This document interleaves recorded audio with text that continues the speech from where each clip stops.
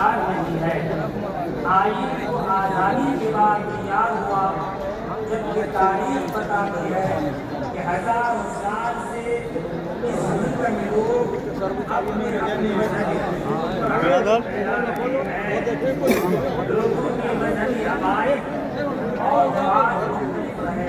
अगर कोई इख्तिलाफ या किसी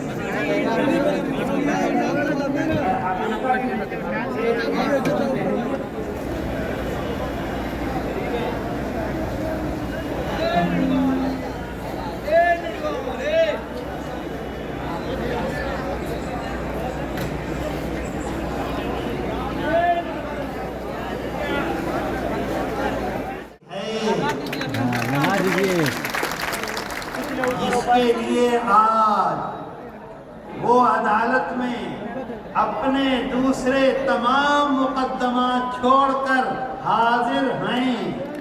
खाली नहीं बैठे, दूसरे मुकदमा छोड़कर हाजिर हैं। जमीयत उलमा की गुजारिश पर वो इस मुकदमे में मजलूमों की पैरवी कर रहे हैं।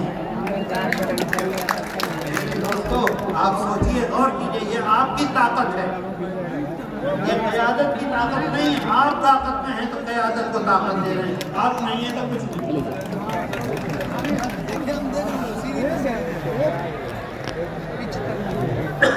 मेरे दोस्तों,